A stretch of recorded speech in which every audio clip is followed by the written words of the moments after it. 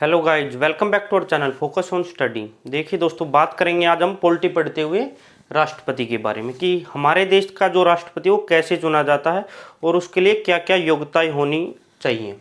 तो सबसे पहले बात करते हैं जो राष्ट्रपति से रिलेटेड आर्टिकल हमारे संविधान में दिए गए हैं, वो है 52 से और 62 के बीच में। इन सब के बीच में जितनी बातें कही गई वो सारी की सारी राष्ट्रपति से रिलेटेड है। राष्ट्रपति भारत का पहला नागरिक माना जाता है। जो राष्ट्रपति ओथ लेता है वो भारत की एकता और अखंडता को बनाए रखने के लिए लेता है। योग्यताएं क्या क्या इसके लिए? कम से कम 35 साल तो उनकी एज होनी चाहिए। किसी भी लाभ के पद पर वो बैठे नहीं होने चाहिए तथा क्वालिफाइड मेंबर ऑफ लोकसभा होने चाहिए। क्वेश्चन सीधा सीधा पूछा जाता है कि राष्ट्रपति कौन से सदन का क्वालिफाइड मेंबर होता है। बात करते हैं इलेक्शन ऑफ प्रेसिडेंट की। इलेक्शन ऑफ प्रेसिडेंट के लिए क्या क्या होना जरूरी है। सबसे पहले अगर किसी भी व्यक्ति को भारत का राष्ट्रपति का चुनाव लड़ना है तो उसको सदन में 50 प्रस्तावक व 50 अनुमोदक अपने पक्ष में खड़े करने होते हैं कि ये कहेंगे कि हाँ हम इनको वोट देंगे और ये प्रेसिडेंट का इलेक्शन लड़ सकते हैं। प्रेसिडेंट का इलेक्शन है उसको कंडक्ट करवाता भारत का मुख्य चुनाव आयुक्त, chief election commission of India. इस अगर विवाद हो जाता है कोई भी तो उसका निपटारा करेगा सुप्रीम कोर्ट। और लोकसभा तथा राज्यसभा के जो इलेक्टेड मेंबर होते हैं वो इसमें वोट डालते। देखिए भारत की जो संसद है वो राज्यसभा तथा लोकसभा दो में बटी हुई है। राज्यसभा में टोटल है 250 सीटें, जिसमें से 238 सीटों का जो सिस्टम है अलग है और 12 जो है राष्ट्रपति खुद नॉमिनेट करता है। तो ये जो 12 हैं ये इसमें वोट नहीं डाल सकते। और इस 238 में से भी जो केवल और केवल 233 मेंबर है जो जिनकी सीट भरी जाती है, 5 आज के समय में भी खाली है। वहीं लोकसभा की बात करें तो टोटल है 552 सीटें। 552 सीटों में से 543 सीटों पर तो इलेक्शन होता है, 5 खाली पड़ी हुई हैं इसमें भी, और 2 को राष्ट्रपति नॉमिनेटेड करता है एंग्लो इंडियन आदि के लिए। तो जो ये 543 है केवल यही वोट डाल सकते हैं राष्ट्रपति के इलेक्शन में लोकसभा के मेंबर, और 233 जो मेंबर है राज्यसभा के ये डाल सकते हैं। इसके साथ साथ यूटी में केवल 2 ही यूटी हैं भारत में जिसमें विधानसभा चलती है आज के समय में, दिल्ली तथा पौंडीचेरी। इनके जो इलेक्टेड मेंबर होते हैं, नॉमिनेटेड नहीं, इलेक्टेड मेंबर जो होंगे वो वोट डाल सकते हैं राष्ट्रपति के इलेक्शन में। ये सिस्टम किया गया था हमारा 70वां जो कॉन्स्टिट्यूशनल अमेंडमेंट एक्ट था उसके तहत। और इलेक्शन जो मेथड है हमारा कौन सी विधि से करवाया जाता है, ये भी क्वेश्चन में पूछा जाता है। एग्जामिनर का फेवरेट क्वेश्चन एक तरह से। ये हमारी अनुपातिक प्रतिनिधित्व प्रणाली ये हमने अडॉप्ट कर रखी है आयरलैंड से।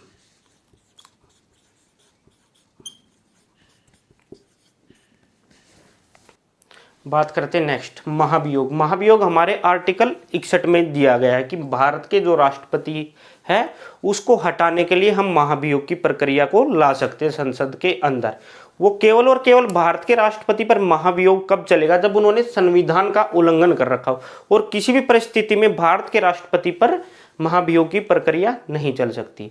जो राष्ट्रपति होता है वो सर्वोच्च कमांड होता है हमारी डिफेंस का, जिसमें आर्मी आ गई, थल सेना आ गई, जल सेना आ गई और वायुसेना तीनों आ गई। सभी व्यावसायिक कार्य हैं जो भी हैं वो प्रेसिडेंट के नाम पे करते हैं। आप देखते हो कि मोदी जी किसी भी देश में जा रहे हैं, भारत के जो आज में रक्षा मंत्री है राजनाथ सिंह, वो कहीं भी डिफेंस डील वो साइन करके आ रहे हैं तो भारत के राष्ट्रपति के नाम पर ही करके आ रहे हैं, ना कि वो अपने नाम पर या मोदी जी के नाम पर करके आ रहे हैं। राष्ट्रपति है जो पीएम की नियुक्ति करता है। भारत के जो पीएम हैं उनको शपथ दिलाने का कार्य राष्ट्रपति करते हैं।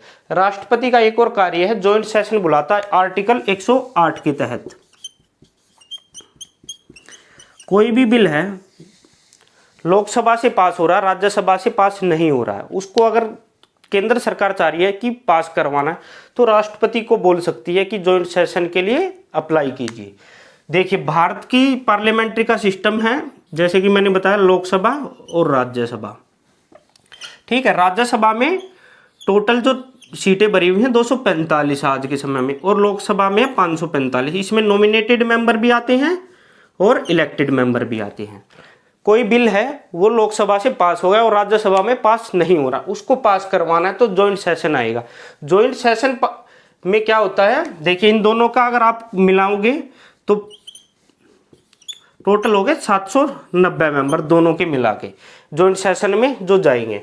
लोकसभा में कोई बिल पास नहीं हो रहा, मेजोरिटी लोकसभा में लगभग ये मान लीजिए कि 123 बीजेपी को मिल नहीं रही, इनको बिल लेके आना था, ठीक है, तो ये ले आए जॉइंट सेशन राष्ट्रपति के अधिकार के द्वारा।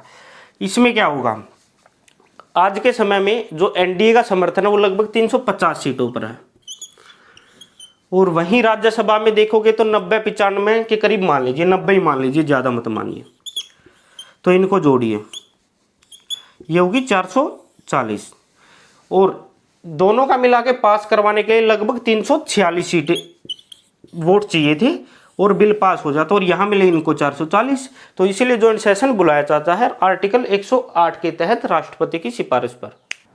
देखिए राष्ट्रपति के पास जो शक्तियाँ हैं वो सबसे ऊपर हैं।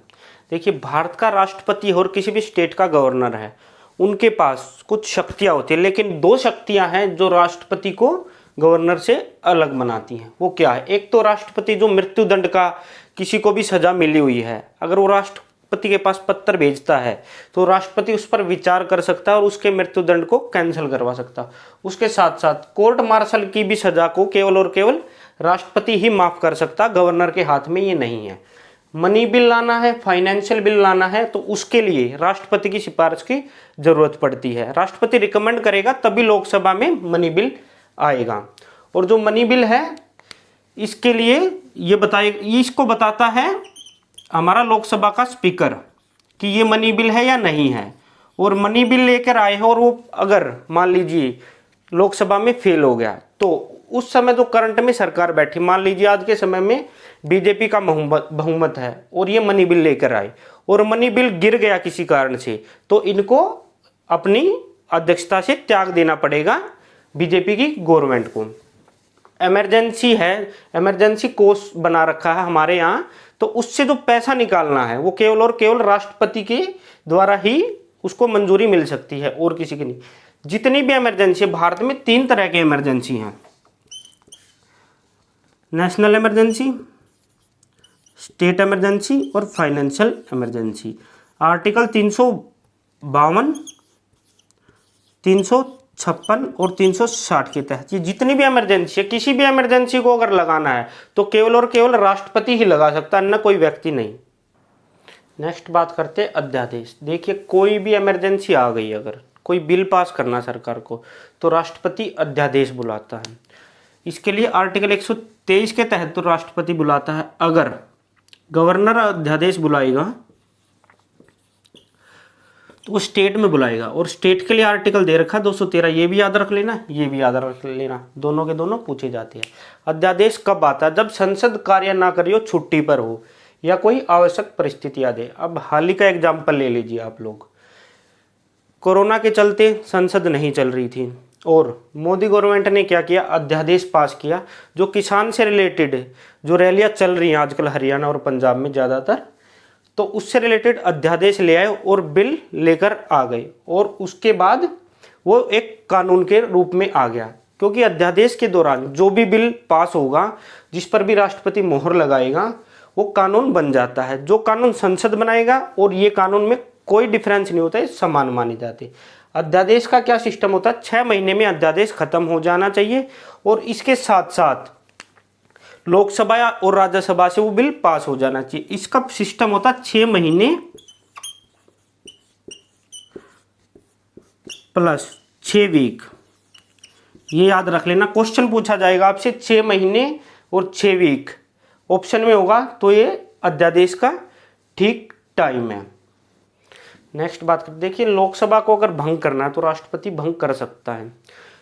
अगर करंट का पीएम मर गया और किसी न्यू पीएम को अपॉइंट करना है तो वो राष्ट्रपति कर सकता है। जैसे एग्जांपल ले लिए, इंदिरा गांधी की मृत्यु हुई थी, उसके बाद न्यू पीएम का अपॉइंटमेंट करना था तो उन्होंने राजीव गांधी को सीट पर बिठा दिया था, अपॉइंट कर दिया था। एजीआई और जो गवर्नर होते वो राष्ट्रपति की खुशी में कार्य करते। भारत के राष्ट्रपति के पास वीटो का अधिकार है, उसमें 3 प्रकार के वीटो की बात की गई है। सबसे पहले पॉकेट वीटो, एब्सोल्यूट वीटो और सस्पेंशन वीटो। जो ये वीटो पावर है हमने यूएसए से अडॉप्ट कर रखी है। यूएसए के प्रेसिडेंट के पास 2 टाइप की वीटो हैं और भारत के प्रेसिडेंट के पास 3 तरह के वीटो हैं। देखिए, भारत के राष्ट्रपति जो हमारे सबसे पहले थे, ये सीधे सीधे एग्जाम में क्वेश्चन आता है, तो ये थे राजेंद्र प्रसाद। इनके नाम ही जो प्रेसिडेंट का इलेक्शन है, जो सबसे ज़्यादा वोट ऑफ परसेंट से जीता था, ये इन्होंने ही जीता था। ये इनके नाम है। लगभग 99% से ज़्यादा वोट मिले थे इनको जब ये दूसरी बार भारत के राष्ट्रपति बनने के लिए इन्होंने इलेक्शन लड़ा था। और एक थे हमारे नीलम संजीव रेड्डी, ये निर्विरोध चुने गए थे। इनके नाम ये रिकॉर्ड है।